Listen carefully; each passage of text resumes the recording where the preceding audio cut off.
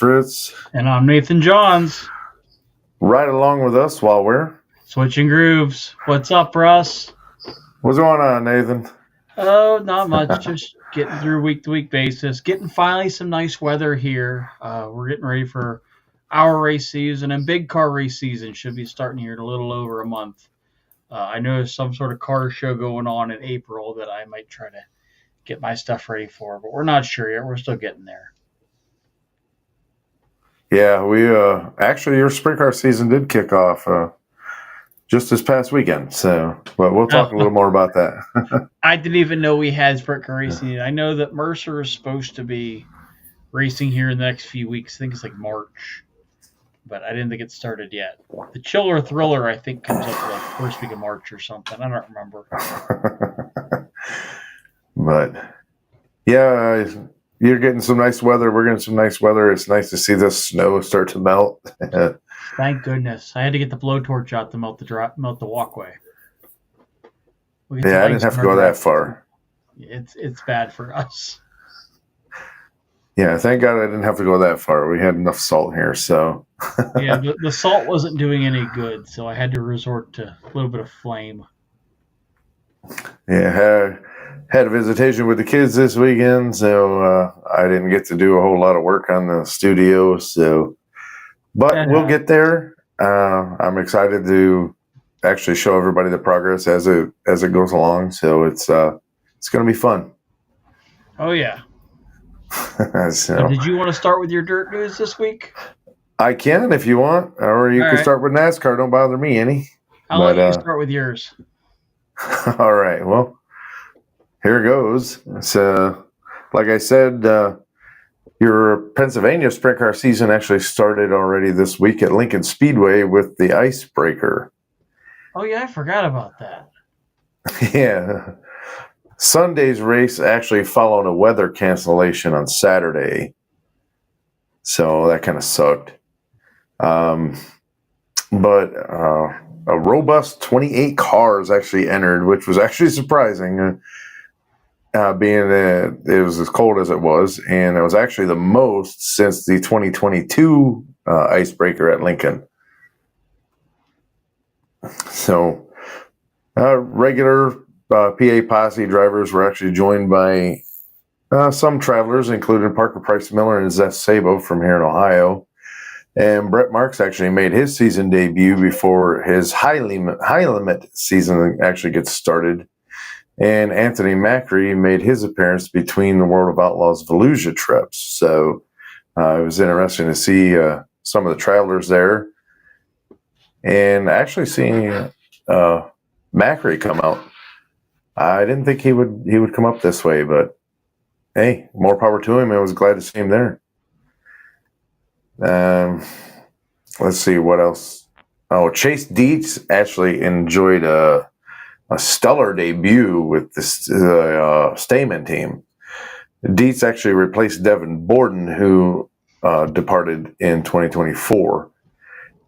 And Tommy Carl actually joined that team as the crew chief, coming over from the Zemco team after the Zemaitis family actually sold their business and are actually scaling back some. So it was a great move on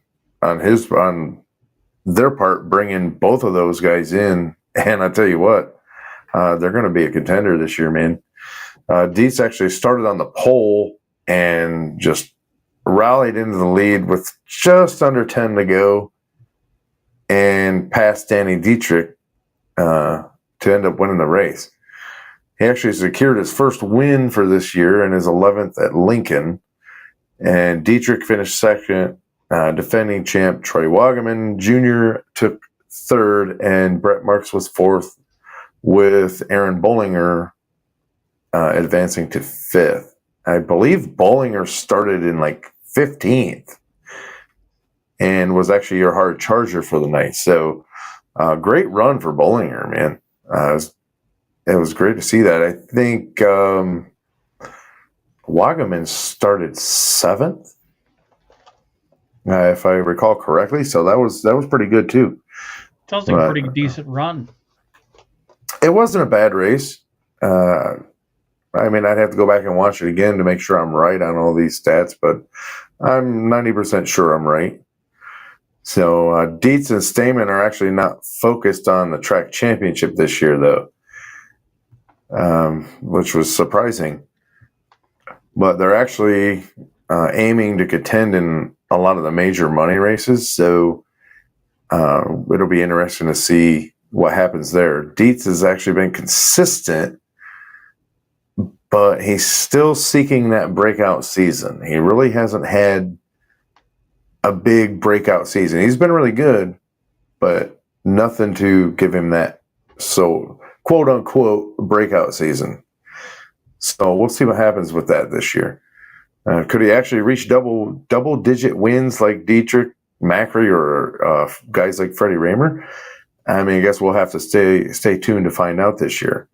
Oh, yeah. And Anthony Macri's 10th place finish was actually pretty surprising too, because this Dirt Car Nationals season at Volusia series started out pretty strong at Volusia, but it kind of faded away. But if we all know Joe Mooney, he'll have that ride actually dialed in real soon, and he'll have Macri right back at the top. So I don't look for anything major to happen there. They're just kind of shaking things down and getting their car ready, getting Anthony back in the swing of things. So I don't look for them to stay down very long. You know how Macri is. Always does a great job behind the wheel of that car. So David Gravel was actually the only driver with more 410s last year than Anthony Macri. So what does that tell you? This week, we actually have 3 nights for the Elite Outlaw Series in Texas. Lincoln actually has a race on Saturday, and the Outlaws will return to Volusia for Bike Week on Sunday and Monday. So that's what we're going to have this week. So the season's underway, man. And I'm behind I am. Well, you get busy with life, man, and I get it, you know. Oh yeah.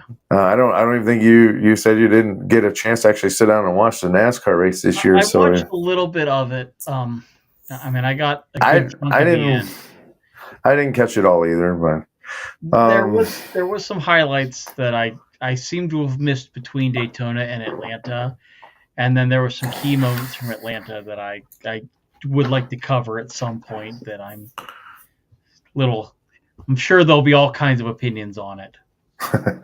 Hey, Chevy guy, what's up? Hey, Owen, how you doing? Hi, CW.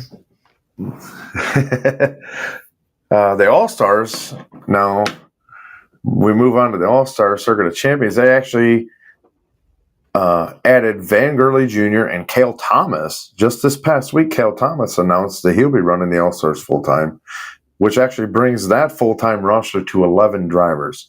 We haven't heard a whole lot out of Fast. I think they have 1 or 2 guys that have actually committed, but I don't believe that Aaron Fry actually requires a letter of commitment to run full-time with his series. So I could be wrong. I'd have to go back and ask Aaron about that, but I don't believe that's the case. So other drivers on the All-Star roster include Devin Borden. Oh man, guys like Caleb Henry. Who else? Cody Bova. So you got what? Wasn't he? You got Devin Borden, Caleb Henry, Cody Bova, Aiden Price, Justin Clark, Darren Nida, Bobby Elliott, Brandon Spithaller, and Leighton Wagner. So the All-Star season actually begins in 6 weeks at Attica Raceway Park on April 11th and 12th for the Core and Mainspring Nationals that they have every year. So I'm looking forward to that. Hopefully I get to make it to that show. If not, I'll definitely be watching it on Dirt Vision. And on a complete side note, no offense to Aaron Fry, but that Brandon Spithaller interview was probably one of my favorite interviews I've ever done. I had a lot of fun with Aaron's, but that Brandon one was definitely a hit. I feel like it was a lot of fun. And I actually have a local driver on the hook to come on as soon as he can get his schedule cleared up a little bit. I've been talking back and forth with him, and I've actually known him and his family for quite some time. So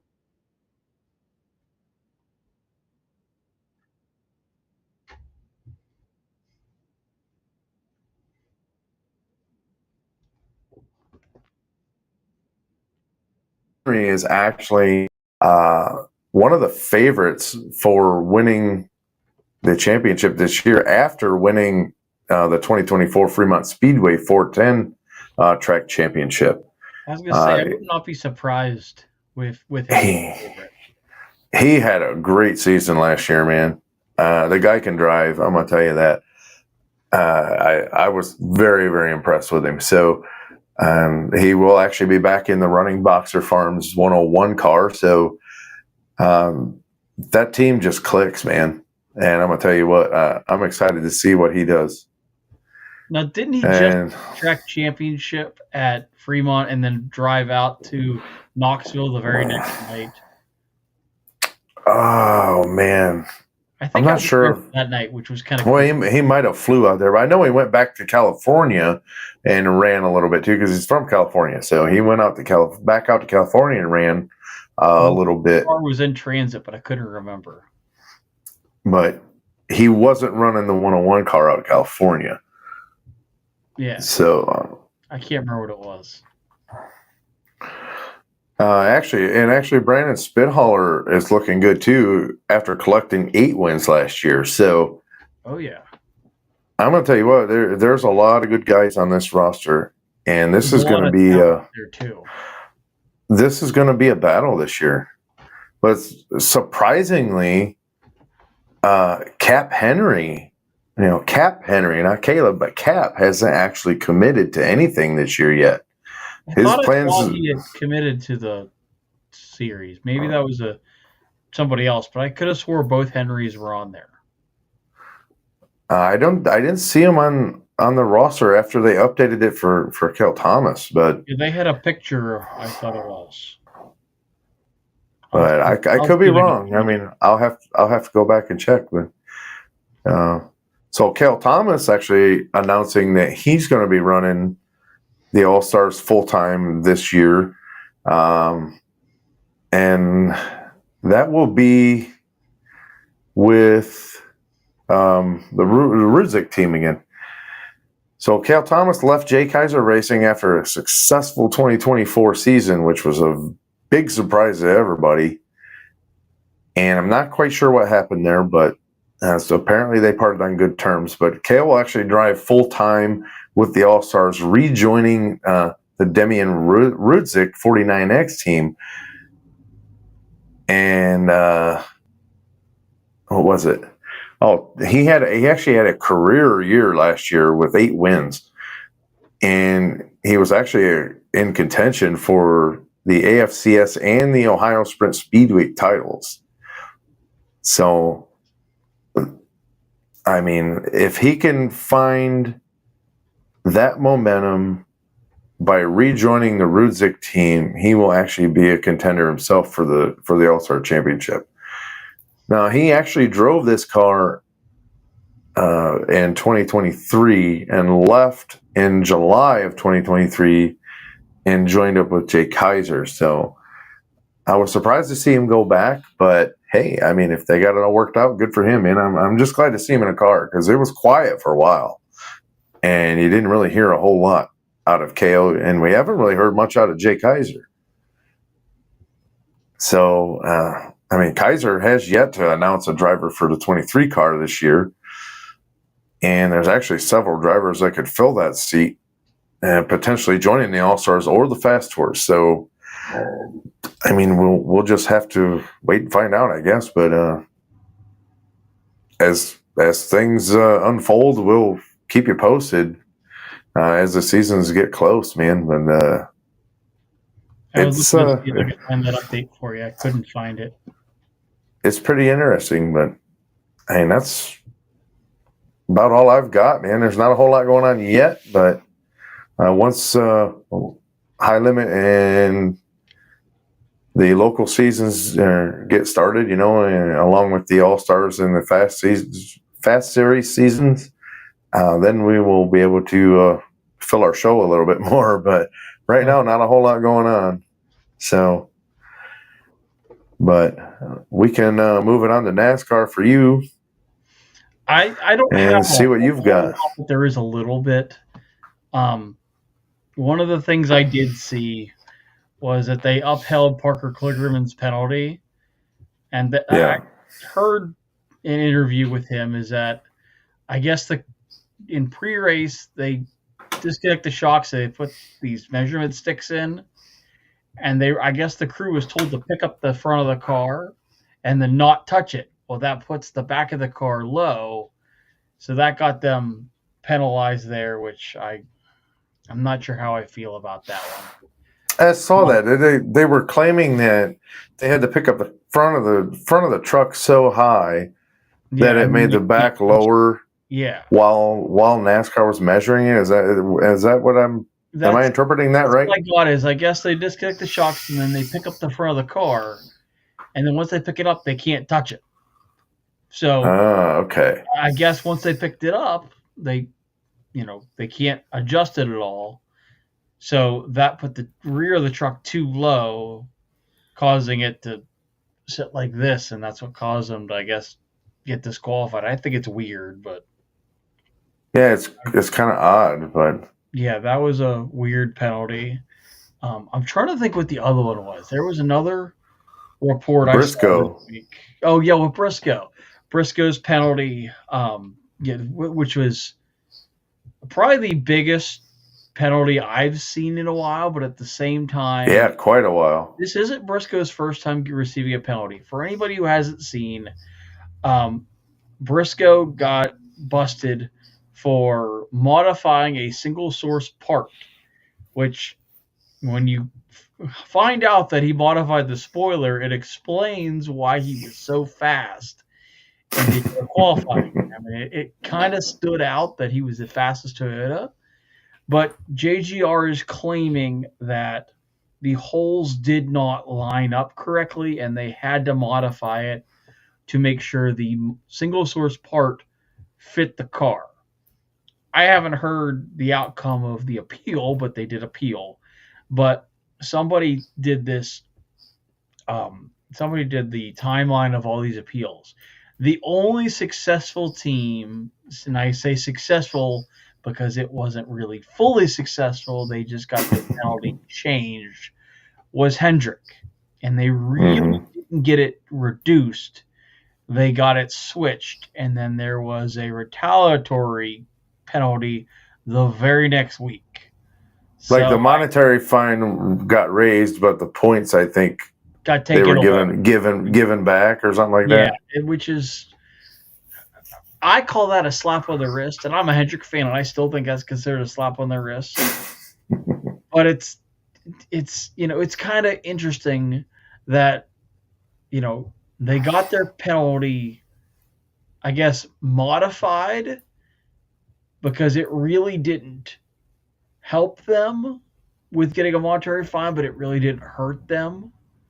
So, I mean, from what I understand, they had found a gray area in the rule book, and that's the only reason that their penalty was what it was after the fact. So it was a little interesting. Another story, and this is the one I was thinking of, and I know you and I had talked about this, but I'm not sure if anybody else saw this. Xfinity is supposedly leaving after 2025, and there's rumors that the NASCAR Buc-ee's series is going to be a thing, which I think is absolutely hilarious. Yes, it is a southern company, but I am very curious on where this came from. That'll be your new legit. That'll be your new favorite truck stop now that you don't go to Love's anymore. But at the same time, the closest Buc-ee's we're going to have is in Huber Heights, Ohio, 5 hours away. Like, it's really not going to do me any good. Now, by all means, if we got the Love's NASCAR Love's series, there's Love's travel stops everywhere. the Flying J series. That would make more sense. But then again, those are NASCAR sponsors in the series. Yeah, so it is a little weird. I also heard rumors Hey, that Ronnie. NASCAR Busch series, which makes more sense, would come back. I would love to think that would happen. Not Well, I think it's realistic, but it would be awesome if we had the return of the NASCAR Busch series because I think that'd be kind of cool. from what I understand, what got the whole Bucky's thing started was because Bucky's was present at the NASCAR Sponsor Expo, and along with a bunch of other sponsors. I mean, companies. Conveniently enough, So, Geico is now leaving, I guess. So I wonder if we're going to get Flow or if we're going to get Mayhem. screw Geico. It's Really bad experience with Geico, man. So I don't even. But those are some off the wall subjects that I remember having from this past week. I'll give you a brief summary of some of the stories I'll cover tonight. Is Corey LaJoie's college fund car got wrecked this week. I still have to laugh Again. Well, no, he managed to make it through the race at Daytona after he more or less robbed his kid's college fund to be able to go race at Daytona, which to this day I still think that is an extreme similarity of having a gambling issue, which in theory it is gambling. Well, but in Corey's, and I don't agree with it, but in Corey's defense, that should have never have been relayed on the air by Mike Joy. I'm sorry. I love Mike Joy's commentating, man, but he should have never have said that to the whole entire world. Sink ships type of thing. So that was probably supposed to be kept private, but on to whatever. Second Cup track or second Super Speedway of the year. We're off to Atlanta, and I saw reports of the track gaining a little bit of wear on it and see if we're going to get the old school Atlanta back. And based on what I saw from the Truck Series and the Xfinity Series race, I'm starting to wonder if we're getting back to the old school Atlanta where we're going to start getting people loose off the corners. Which, well, I'll tell you, we saw a little bit of that, but I'm kind of liking where Atlanta is going. Daytona, it's known for being the Great American Race. But I'm telling you, Atlanta is going to start being the number one best super speedway track we have. It's producing some pretty wild racing for Atlanta. It wasn't bad. Well, I'll tell you one thing that didn't change at Atlanta. NASCAR's inconsistency. We'll get to that. Yeah, we will. One of my sleepers that I didn't think was going to perform very well, but kind of gave us a glimpse from the Clash. Josh Berry winning stage 1. Every time I look at the lineup, he was leading. That was not somebody I had leading the leaderboard for, I would say, 75% of that race. It seemed like every time I looked, especially with the luck that he's had in a car like Stuart Haas's car when he was driving for them, and now getting into the Wood Brothers car. But from what I understand, a downgrade, but in reality, he's made that thing thrive. It's insane to me. Well, from what I understand, they have actually teamed up really, really hard with Penske this year. Which explains why Penske is so good along with Josh Berry. I think in the past they were usually teamed up with Roush, weren't they? I think they were with Penske. I'm pretty sure they were with Penske all the time. But at the same time, Harrison Burton, a blind squirrel finds a nut every once in a while. So obviously he would have got the 100th win. Yeah, but that was just plain out luck. Yeah. I think Josh Berry has a very, very, very good chance at getting win 101. Well, if you look back, they didn't actually do that bad in Daytona either. Yeah, and that's what I was saying is Daytona, the Wood Brothers are known for being pretty decent there. But, Josh Berry really isn't, he's not known for being good at, smaller tracks or really even drafting tracks. He was never really up front. He was kind of mid-pack. But it's also been hard though over the last few years to actually kind of judge his talent because of the way things were going at Stewart Haas. I mean, look at Kevin Harvick. I mean, a champion. Yeah. And one of the most talented drivers that we've ever seen in this sport. And he couldn't do crap the last few years just because of the way things were going. Yes. And he had one of the best crew chiefs ever, Rodney Childers. So, I mean, it's sad to say that Stewart dropped off the way it did. Stewart Haas dropped off the way it did. But, now we're seeing the full potential of the drivers that are still remaining that were in their lineup. We're starting to see their potential and how good they actually were that we just never got to see. And I'm kind of excited to see that.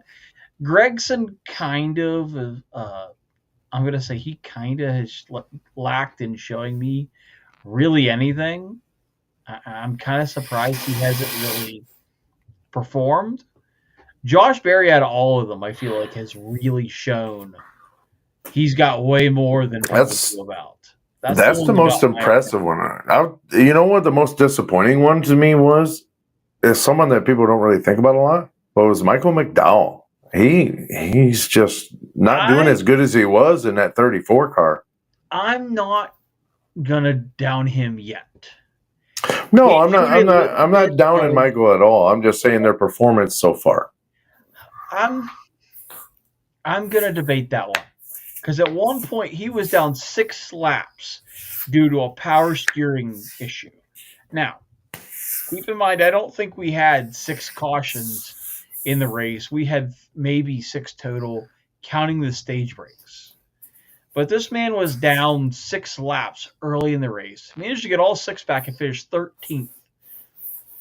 He didn't even really start the race. I think he was 6 laps down before stage 1 even ended. And managed to come all the way back and get a top 15, which was pretty impressive to me. I mean, I'll give you that one. Ryan Blaney getting dumped and coming back for 4th. We'll cover that in a second. But yeah, Michael McDowell has had a rough week in Daytona. I'll give him that. But he showed his resilience in Atlanta. And I was kind of surprised he was down that far. Usually you don't come back from that unless you're at like Martinsville with Jeff Gordon, who was down like 8 laps and came back. Yeah. That's pretty impressive that you were able to come back from that and finish top 15. Like usually you'd be at least a lap down still at the end, and the cautions kind of played his way. But one of the cautions I would like to be able to cover is the Chase Elliott, Brad Keselowski, Corey LaJoie with his college fund car, and Recky Spinhouse Jr. And I'm telling you right now, this dude has been involved in more big accidents this year in general than I think should be allowed. I mean, he had the massive wreck at Daytona where he essentially sent Logano. I mean, they both were at fault, but that was more of a Ricky with a Brad block. That it's not a bad block. It was definitely a Brad style block. Just own it. My head swelled up to my helmet. I'm not letting you by. One of them. And then, of course, we end up putting Chase Elliott in the wall this week. And I'm going to dispute Corey's comments. Corey said he just got right hooked. I'm sorry, but when your toe link is broken and you are having a hard time controlling the car and it just happens to go left, he's on the outside. Your traffic's coming by him. I'm not saying that he right hooked you on purpose, but I will say that it's not like you had anyone to go to start with. I'm going to tell you what, Chase did a great job keeping that car from making a bigger wreck than it did. He held on that way longer than I thought he was going to, and it kind of just careened out of control at the last second.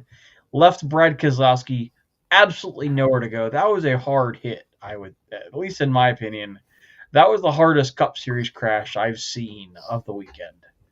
With all the toe links that NASCAR's broken over the years with this stupid car, you'd think they would figure out a better material to make it out of, or just get rid of it altogether and go back to the straight rear end like they should. See, here's one that caught my attention. Also, is we had the accident with Brad Keselowski and Chase Elliott, and then a little while later we had what Ty Gibbs, Daniel Suarez, and I forget who was on the inside, but went 3 wide through the tri-oval, and Suarez ended up catching the wall. Looked pretty similar to Chase's accident.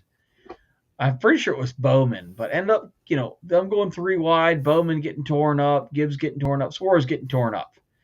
But that tri-oval was not really big enough to be going 3 wide. I mean, they managed to make it work last year with the finish, but I feel like with the condition of the track made it a little bit harder. It almost seemed like they narrowed the track up, even though they really didn't. It's the same track they raced on last year, but I feel like there were a lot more people ricocheting off the outside wall than we did last year, which was kind of surprising to me. But yeah, that was one of the accidents. And then we haven't seen this at all. We've got Carson Hocevar, who, normally runs mid-pack. Must have got a whim up his butt because he decided to run through, Kyle Busch in stage 1. He ran through Ryan Blaney. I think it was stage 2. Might have been the beginning of stage 3. Ended up spinning Ryan out. Ryan managed to rebound to 4th, which was quite impressive. And then with the final restart, or not final restart, the final caution for incident was Kyle Larson more or less clearing himself on Austin Cindric. And I'm going to tell you right now, great that he finished the race. The only reason he finished that high is because he more or less, pancaked Cindric, who ended up taking out Byron. I mean, it doesn't take, a genius to see that you weren't clear, not even remotely clear, and ran Cindric out of room. I mean, that's a Denny Hamlin and Ross Chastain move right there. That's something that you'd expect Denny Hamlin to pull on Kyle Larson at Pocono. It's a pretty similar looking move where you didn't want past, you ran onto the fence. Now, granted, I know Kyle is not that great at super speedways and, had to prove something this week because after he had a talk with Gordon, supposedly he had something to prove because he was in his own head. I still don't think that was the way to go about it. That was Cindric's pissed. I would not be surprised if something said this week. But, I don't think he did it. I don't think he did it intentionally, and I don't say that because I still, that's on the spotters. That's you got to be a little bit more aware of your surroundings when you do something like that. Yeah, but you got to remember, you got that thing surrounding your head, man. That headrest, you can't see to your left or your right. I understand that part, but with if it's not him, I mean, they've got the camera, so he knew that he was back there somewhere. And as you and I saw it at Bowman Gray, those cameras cover a pretty significant, range of view. So I'm not going to say that it was intentional, but still, you got to be a little bit more alert for something like that. I mean, I feel like he had a little bit to prove, and I feel like that kind of was a gray area. Now, see, but here's how I feel. If that would be one of the Dale Earnhardts, either junior or senior, nobody would say that it was intentional at all. Nobody would be saying a word. They would be saying that, Cindric should have backed off and gave him room. That's what they'd be saying. So, I mean, with today's racing, I won't argue that because I will be the first to tell you that lately racing has gone soft. I feel like there's been a lot. Unless you're Carson Hocevar. Well, we'll get to that one too. we get the final overtime restart, and I'm not entirely sure what Hocevar was thinking. He did have a run, but it was debatable. He's got Chastain, I think, was starting on the front row, and they're both Chevy drivers. Ross Chastain's Trackhouse, Hocevar's Spire. So Chevy Alliance there. So I can understand why Chastain's mad, but we go off into turn 1, and Hocevar completely leaves his wingman, just goes right up the middle. Like, where are you going? If you were pushing somebody to the win, you could have made the move later on. So we take the white flag, and it's chaos going into turn 1. We get off turn 2, and Hocevar, by gosh, has the biggest run I think I've ever seen. And I agree with what Parker Kligerman and I forget the other guy's name was. The one that dealt with Danica. Now I can't remember his name now. Either way, they're going down the only one I knew was Denny Hamlin. No, there was. I can't think of the guy's name that does the podcast with Parker Kligerman. I can't think of who that is. But either way, they're going down the backstretch, and they showed the overhead view of them going down the backstretch. And they brought up a very good point. Hocevar was on the outside of Blaney. There was really no chance of him getting low to make it across all 3 lanes to go underneath Larson and Bell. So that did take away the effect of going for the win to go low. But he hit Bell so hard that it almost looked like it would have given both Hocevar and Bell whiplash. I mean, that's not that's drill draft. That was like some Days of Thunder shit there, man. Like if that wall wouldn't have been there, man, that probably would have took Bell right out of the race. I mean, he hit him so hard that I was kind of surprised they didn't say anything, on radioactive of how hard he hit him. I mean, he drilled him. That's not, coming up the speed bump trap thing. That's like hitting somebody at speed difference. He had I could say something, but I won't say it. It's not appropriate. So. To me, about that situation, but I'll just keep it to me. He absolutely drilled Bell, and I was very surprised how hard he hit him. But he did hit him hard enough that it did move Bell up the track, which, funny enough, I wonder where we've seen a hit like that before. Now you mention it. Wasn't it Richmond last year? Somebody just hauled it off in the corner and drilled the leader. I'm pretty sure it had something to do with a certain, number in the 22 car.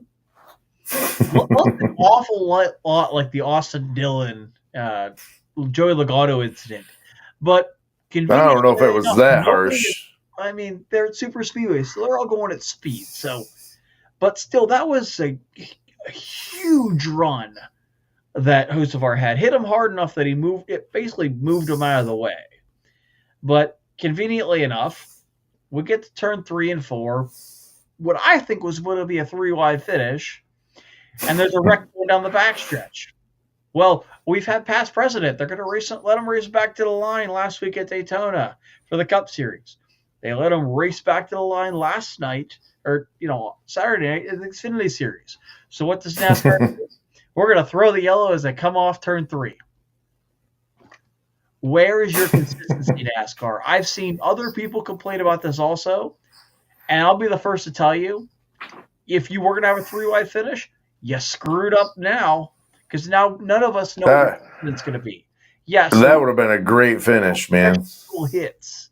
There were a few questionable, hits with the outside wall that possibly could have warranted it, but at least wait till they get off turn 4. They were so trigger happy with the yellow lights, they weren't even out of turn 3 before they pushed the button. The lights were coming on before Hocevar was even really alongside Bell. It was more of a, photo finish scoring loop look for second. Mm-hmm. It was Hocevar had beaten Larson by, I'm going to say, a foot based on the camera angle. He wasn't even anywhere close to passing Bell. It wasn't even a question who was leading, more or less who was second. I still think NASCAR was way too trigger happy, and now they have completely shot themselves in the foot. Well, there's a big gray area. Like the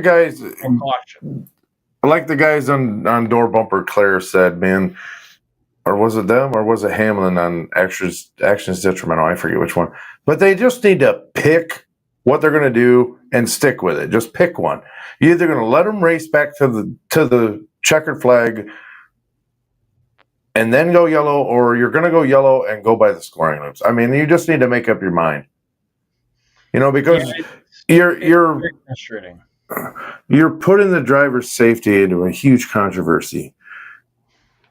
And they need to know themselves too. You're confusing them because they need to know so they can do what's best for them and their safety. If the yellow does come out, whether you're going to let them race back or you're not, because if they don't know, they're just going to hammer down and try to get through that crash. If they're on the back side of that crash, and they're going to do what they got to do to get through it to be in the best position they can. And I'm not sure if Freddie Kraft, which is Door Bumper Clear that has Freddie Kraft, Tommy Baldwin, the other girl, and they had Noah Gregson on this week. I believe so, yeah. They brought up a very valid point here, and I wanted to bring this up in case anybody else hadn't heard it yet. NASCAR is more focused on social media than they are with the actual people on track. They don't care about the drivers' opinions. They follow X, Facebook. They are more social media friendly than they are with, entertainment friendly. The racing, the product of the racing on track, I'm not going to sugarcoat it, sucks. But yet, we're all about the fans. How about the fans who care for the racing? Not the showmanship, not exactly. not how the race ends. Safety of the drivers should be number one. Forget about X. Forget about Facebook comments. Forget about the likes. Forget about the TikTok reels, the Snapchat, screenshots. Forget about all of it. Forget about the Insta reels. Stick to racing. Don't let anything else influence you. Yes, everything's social media influenced now. Let's take that out of the equation. Maybe we'll actually get good racing back. Along with, get rid of this crappy car. Maybe we'll actually get some good racing. I mean, I was impressed with the racing at Atlanta this week because I feel like it was a little bit more old school Atlanta than what we're used to. So I liked that a little bit, but when you were more likely to throw a caution because of, I'm trying to kind of explain this the best way possible. It's very frustrating to me. When they let them race back to the line because they want to have, an iconic finish. The iconic finish really didn't last much. There were some pretty heavy hits at Daytona.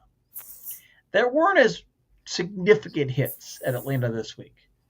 But somehow we managed to get those backwards because people were all up in arms that they let them race back to the line. So now this week, now that, there wasn't as many hard hits and we're about to get an iconic finish, we throw the yellow. Now, maybe it's just a makeup call in my opinion, but we got to get that fixed.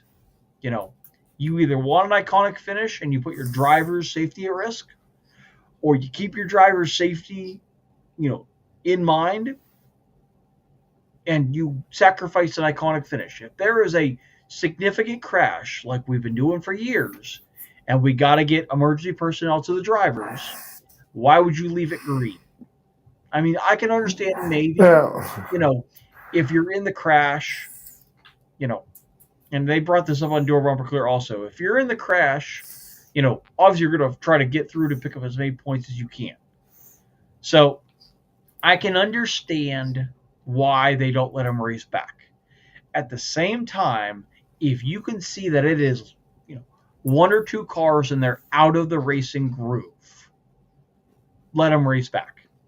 But if it's a major crash, throw the yellow. They should have threw the yellow at Daytona and been done with it.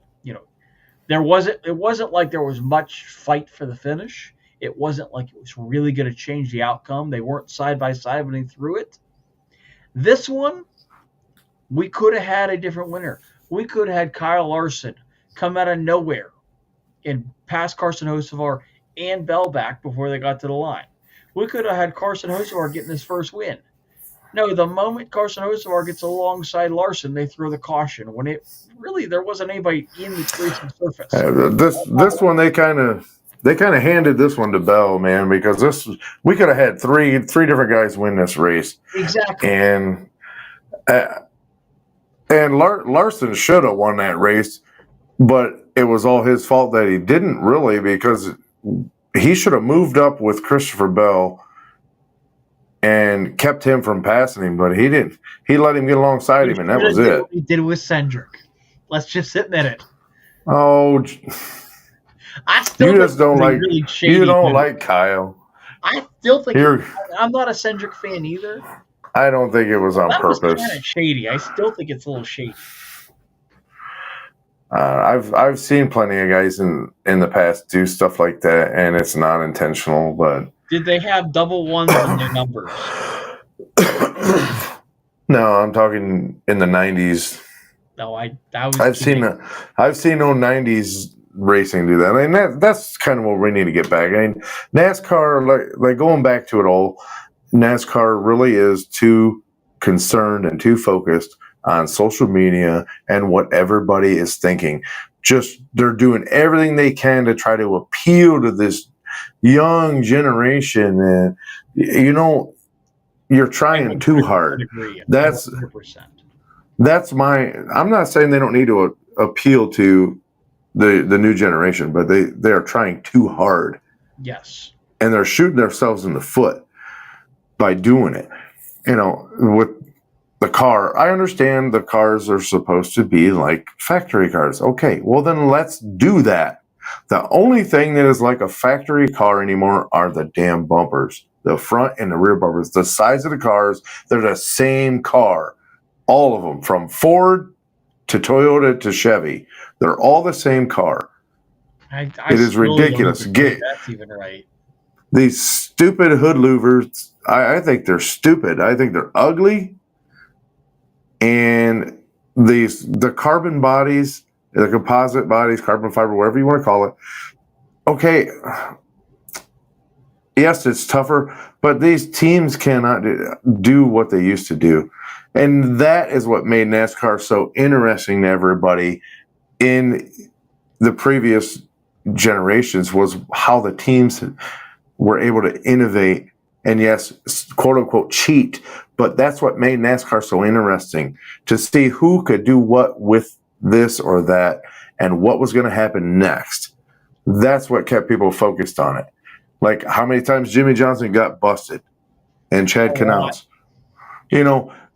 but everybody, and how NASCAR used to actually say exactly what they did to the car and announce however they cheated. They did this or they did that. They bought NASCAR plates in 2006, if I remember correctly. NASCAR has quit doing that, and that is I got to plug my light back in here. Well, technical difficulties, but I mean, nah, my battery on my light died, so I got to plug it in. I'm trying to think what the other one was with that. I mean, there was something else penalty-wise I was going to refer to. I can't think of it right now.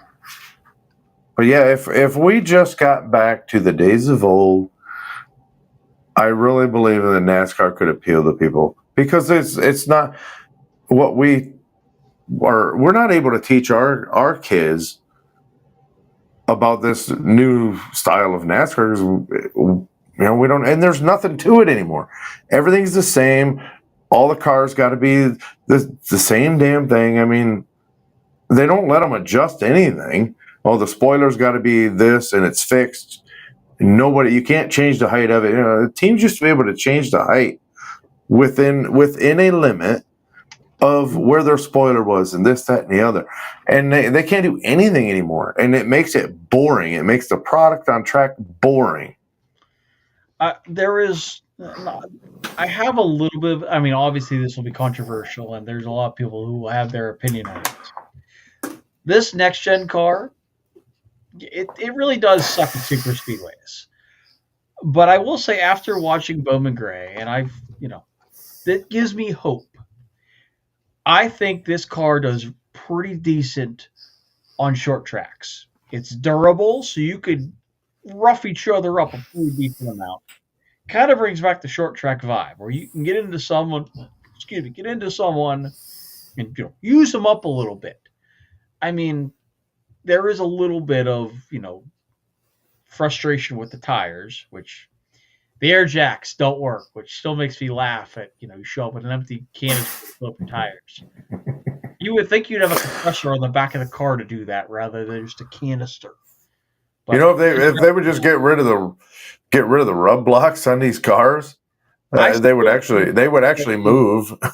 I feel like this car, the next gen car, for even though it's made more or less like a road course car, I feel like it does really good on short tracks, at least from what I saw so far.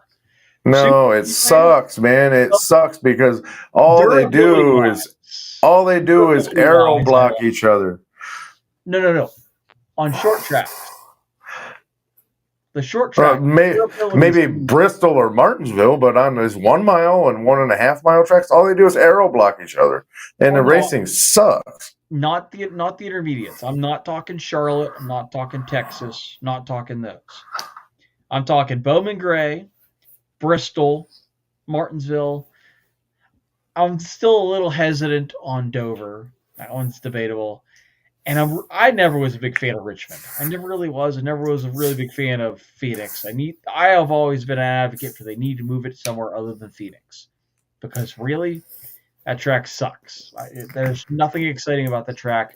Spring race would be done with it. Your West Coast swing and be done. But, with the durability of these cars, with them being carbon fiber, bouncing off the walls at like Bristol and Martinsville, I feel like is great. Now, granted, the car itself, it has its hiccups. You get a flat tire at Bristol, get a flat tire at Martinsville, and it has its problems. The whole car is just a pile of crap, dude. I mean, and that's what I'm getting at is if we went back to the Gen 6 car for some tracks, now granted, this makes it completely not cost cutting at all, but some of these tracks, the Gen 6 car went amazing with it. I feel like they actually worked really well. But there is some tracks where this next gen car does kind of improve. The road course part, it's more made for road courses. It's a IMSA car. It's a sports car that you'd race at IMSA. Single lug. That's the only thing I really don't like. Is that it's so good on road courses that you're not slinging this heavy car around. You're just driving more or less a supercar around. Not really doing much there. It kind of takes away from, I guess, it takes away from the skill used to do it. I mean, you see all these guys who come in from light cars. They're essentially driving the same car. It doesn't take really any different skill to do that. Here's one thing they need to do. They need to go back to a regular transmission and rear end with the H pattern shifter and make the talent actually do what it was meant to do rather than a transaxle and a sequential shifter. Well, next thing you know, we'll be getting paddle shifters so Helio Castroneves can win the 500 also. Yeah, I'm telling you now. They already don't need to use the clutch to shift unless they're shifting from park or whatever the hell you want to call it, neutral into gear. And then between gears, they don't have to use the clutch at all. So what is the point? I've seen a few drivers use the heel to toe method, where I don't know if these cars actually have a clutch anymore. I've seen them. They do. I've seen people use like the actual clutch method, but nowadays these cars, I'm pretty sure you could just bang through gears. You don't actually have to use the clutch, which is kind of dumb. I mean, it's shortcutting the system, so it's get outside the box, but at the same time, I agree with you. The H pattern, would love to have that back because most people don't have to do that anymore. I think the most the clutch is going to get used is the most the clutch gets used is at the road courses, so they can actually roll the corners without having to hit the brakes, and they will heel and toe like you're talking about. Yeah, and it's also saving fuel. More or less, they just shut the car. Not very many guys do that anymore, though. Yeah, and when we talk about street, win on Sunday, buy on Monday. What car out there that that is a manual anymore? Because most of them are electric or automatic. Because nobody knows how to drive manual. What cars out there that we see are sequential shifters that are manual? Race cars. That's not a street car. Street cars have the H pattern. I don't know of a single street car that has a manual shift that is boom, boom, boom. You have to actually shift through the gears. You figure out where the gear is and you go. Nowadays, it looks like drag racing. You're just banging through the gears like you're pulling your handbrake. That's not a street car. That's not a factory car. That is something you put an aftermarket transmission in to do. That's not something you could go to the dealership and buy. It wouldn't surprise me that they go in 5 or 6 years and just when they're talking about Honda coming back or coming into NASCAR, it wouldn't surprise me if they just went automatic transmission and been done with it, to be honest with you. It wouldn't surprise me if they went to the paddle shifters like we see in sim racing nowadays or like an Indy car where you push a button on the wheel. It's getting out of hand where well, there are some street cars that have that now. That's what I'm saying is, McLaren, Lamborghini, those aren't, NASCAR. I can't see them joining the series anytime soon. I hope not, at least. I think a lot of Nissans have those now. But it's very frustrating because, we have gone so far away from the, typical win on Sunday, buy on Monday thing. We're nowhere close to being able to actually have these cars to where they're like that. I mean, the cars kind of look the same. Keyword is kind of. But when you think about it, they're really nowhere close. They visually semi-look like it. That doesn't mean that they actually are anywhere close to it. Visualizing-wise, debatable. I mean, they kind of look like the Mustangs. The Chevys, because they're not Camaros anymore. No, I still debate about that one. Now here's something that you probably haven't heard yet. Now, I've heard this from people that I know within the company that not Chevy, I shouldn't say Chevy, but GM is actually testing and looking into bringing Cadillac in to replace the Camaro. I haven't heard that yet. I heard something about the Camaro might come back. Like NASCAR isn't going to shut them down, but it wasn't from Breakard. It was from somebody else. I forget who it was. It was some sort of thing on Facebook where they were talking about how, NASCAR was going to, or Chevy was going to bring back the Camaro, but it wasn't going to be in the same form that it is in. It was, I forget where I saw it at. But like, how they talk about these cars that they're testing and they've got that weird camo livery on them. I saw somewhere that they were going to do something with the Camaro, but it wasn't going to be the same Camaro that we have now. It was going to be a little different. And that's what it was. They still do make the ZL Camaro that NASCAR is currently racing, but it is a special order car only, so it is very expensive. Yeah, so I mean that's not a yes, I guess it's technically a win on Sunday, buy on Monday car, but it's not like you're gonna see that in your showroom. You're not gonna go to the lot and find one. No, you have to order it custom. I'm gonna tell you though, I think the Cadillac thing does sound plausible. We just got to wait and see what actually happens. And these are all just rumors right now. And Chevy or GM hasn't confirmed anything. NASCAR hasn't confirmed anything. The only thing we know about manufacturer-wise is that Dodge will be back, or actually Ram will be in the Truck Series next year, That one's got me excited. and potentially back in Xfinity, whatever the heck it's going to be, and Cup in 27 or 28, because it takes 2 years to get the car approved by NASCAR for competition. So I'm not gonna lie, that one has me kind of excited to see them come back. I'd love to see them come back. I would love to think that is going to be our fourth manufacturer. But I don't want to see Honda. I really don't. I'd love for Dodge to be the fourth manufacturer and just be over and done with. My question is, though, that a lot of drivers will go back to Dodge. If they come back to the Middle or Cup Series, what the hell car are they going to use? Because they don't make a coupe anymore. They don't make anything. All they did away with the Charger. They did away with the Challenger again. Yeah. So what are they going to use? And that is a very good question. I'm sure they'll come up with something. They're just like GM. They don't make a car anymore. They make these stupid crossovers. That'll be interesting.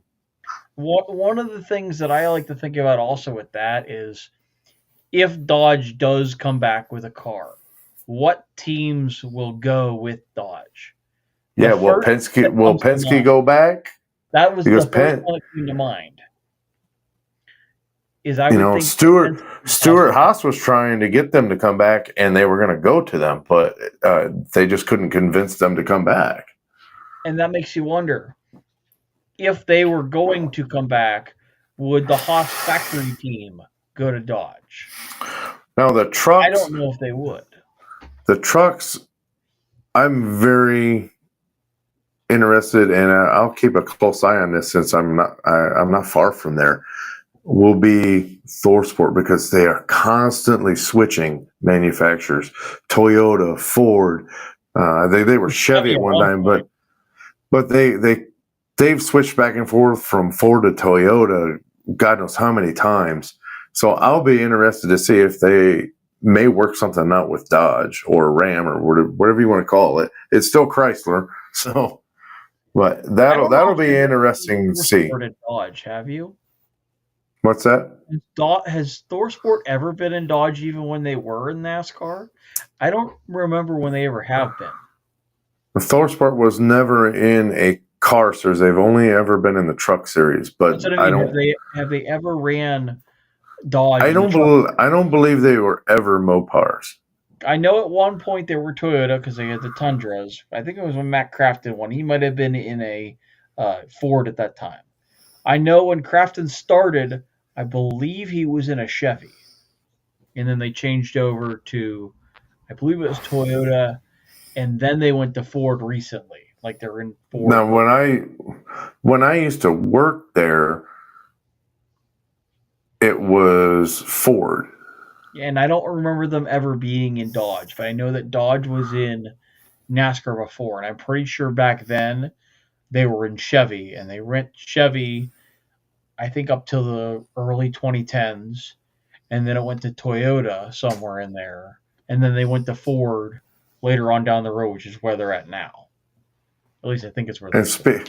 Speaking of Thor, man, I'll tell you that is an interesting team and an interesting place, because when you actually physically see the place where that team started out as a one truck team to what they have built now, is amazing. Oh, yes. I mean, I've seen it firsthand, and you wouldn't believe it. I remember the time that actually, when they were a one truck team, the shop actually burned up, caught fire, and they actually had the truck down at a local paint shop. And they actually used Smetzer's in Sandusky to run the race team out of until they got the shop fixed. So It was crazy, man, but it's amazing. And there was one more thing, and I forgot that I wanted to mention.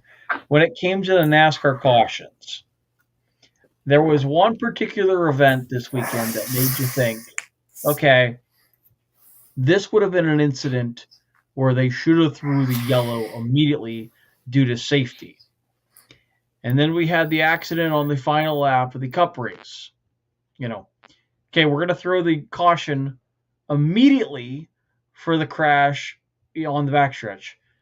But yet we have the same incident where Sam in the Xfinity race where Sam Mayer hit the wall at, I'm going to say, almost a 90-degree angle. I mean, he came straight across the track, hit the wall pretty much square, and came back across the track.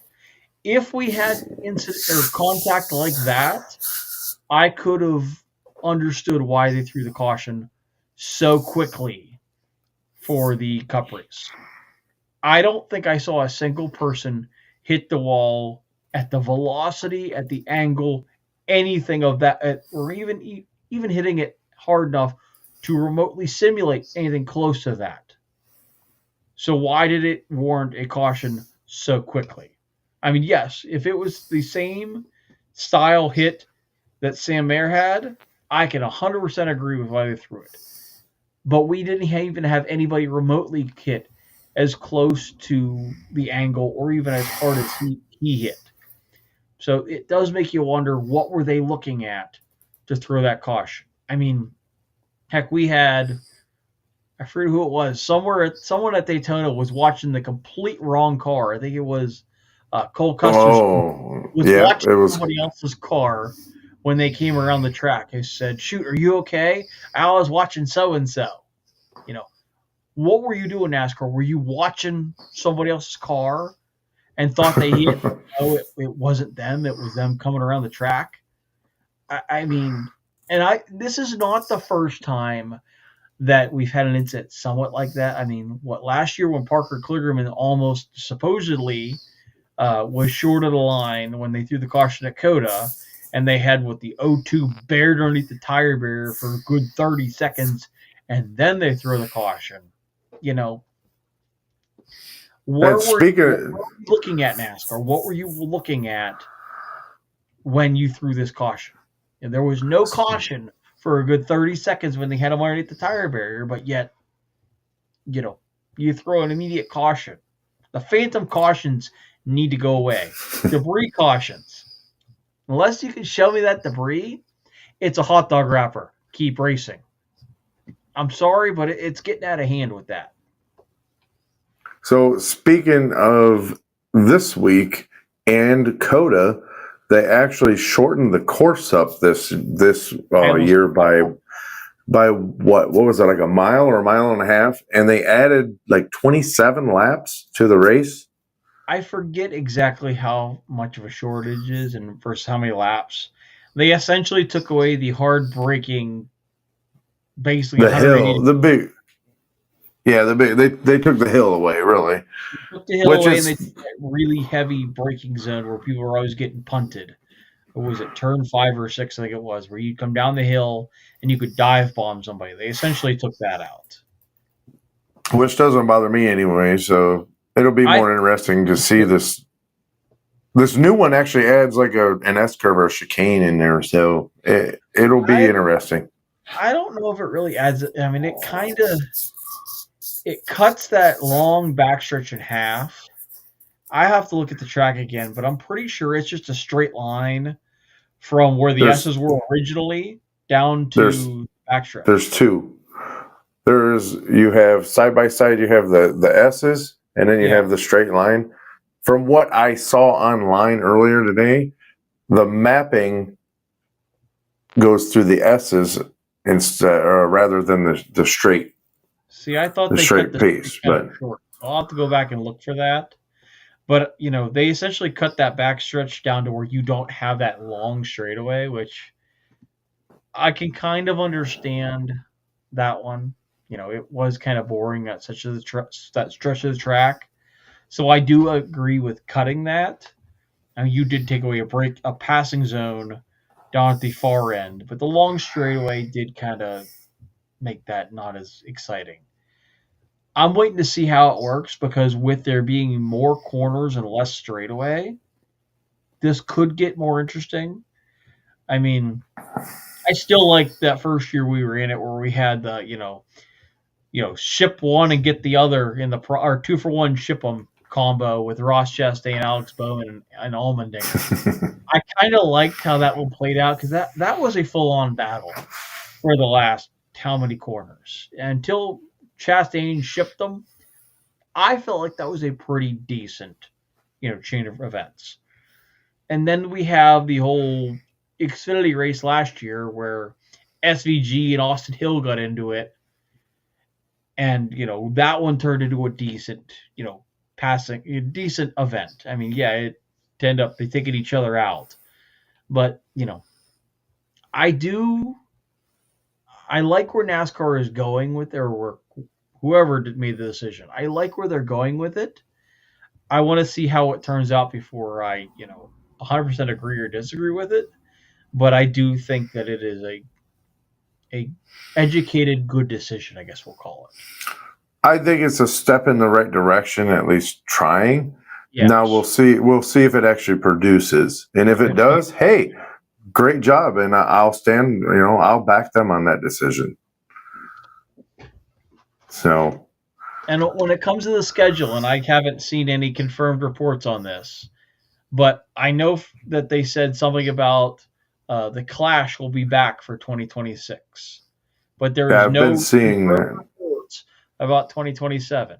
And here's what I would like to see if they continue to go to Bowman Gray in 2027. I would like it to not be the Clash, but the All-Star race. I think that would. I mean, it's same time of year, different area. Yes, way less fans can get into that, which would make the ticket a little bit hotter. But at the same time, you're bringing in seating for Winston-Salem, or no, yeah, Winston-Salem. Well, North Wilkesboro. They're bringing in seating either way for that. I don't really know where they're going to put the seating at if they were to do it at Bowman Gray. But I still think that would be a really good. I mean, that brings back the old school, rock 'em, sock 'em, throw it all on the lines for the All-Star race. We haven't had something like that since the Clint Boyer, Ryan Newman brawl at Charlotte. We really haven't had any, key moments in the All-Star race since they moved it from Charlotte. Get some short track vibes. I mean, Bristol wasn't even really that good except for the Clash or the Showdown.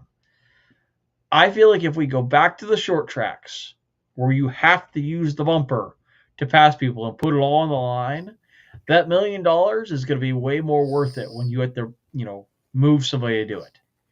The whole maybe I'll direct my grandmother for $1 million. I want that vibe back for the All-Star race. Maybe rotate the All-Star race. I would like that also. That would be a great idea also. If we can't get the All-Star race at Bowman Gray, I would like to be able to see some sort of race at Bowman Gray other than just the Clash. If we have to rotate the Clash and rotate the All-Star race, that's fine with me. But I really think that would be a great All-Star race. It is a full-on stadium. It's like going to Bristol, just with less banking, and you could actually, rough each other up at Bowman Gray. Bristol really hasn't been that great with the new car. I feel like the new car did phenomenal at a flat short track like Bowman Gray, and I still stand by that. The short track package is getting better, but I think Bowman Gray gave us a glimpse of hope for the new short track package. Because short tracks suck. But Bowman Gray gives us some sort of hope that there is something good to come out of these cars, I think. Give North Wilkesboro a real race date. I think a points race would be great. And take the All-Star race back to Rockingham. I want to see how the cars handle there first. I haven't officially got to sit down and see how the testing went for the Xfinity cars. But I do kind of like that idea. But I don't know how I would feel about having the All-Star race there. I'm You know, still on the fence, take but I'd like to see how they race there first. take it to a nice facility that they don't race at in the Cup Series. You No road know, courses. there are so many racetracks out there that are nice facilities that NASCAR does not race at. And do something like that. You know, help if you really want to get the image of NASCAR out there, do stuff like that, like they did with Bowman Gray. Go to these tracks, help revamp them a little bit because they got plenty of money. You know, go to places like that. Like we've got our local asphalt track here, Sandusky Speedway.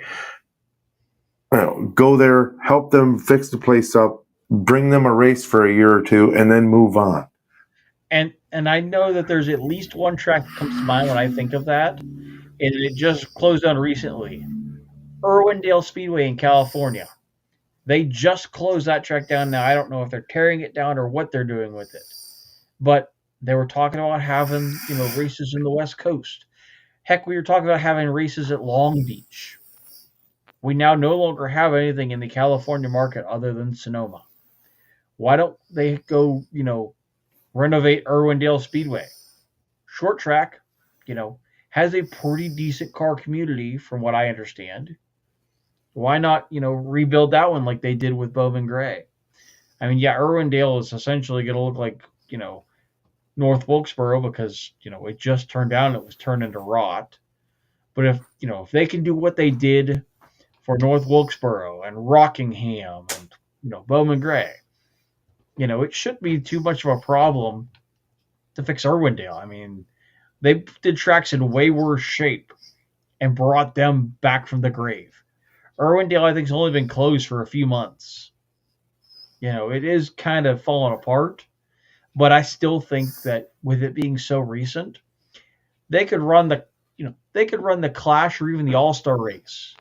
If they announce it now that they're going to go buy Irwindale Speedway, we might be able to have an All Star race there next year, and then we can actually start rotating tracks across different district or across different demographics. We got the West Coast. We could find something in the Southwest. We've got 15 tracks in the Southwest. It's near the Southeast. Or Find here's another idea. Because of the weather at the time of the year of the Clash, I would like to see them actually bring it back as the shootout like it used to be, the old Bud shootout, but pick two of the tracks that we're talking about, the local tracks, like we've been talking about. Pick two. One gets the Clash and one gets the All-Star race.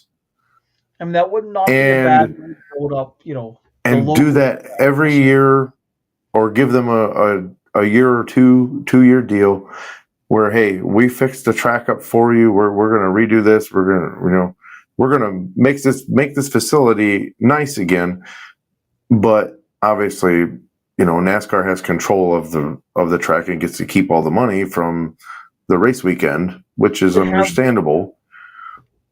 But do something like that and rotate it.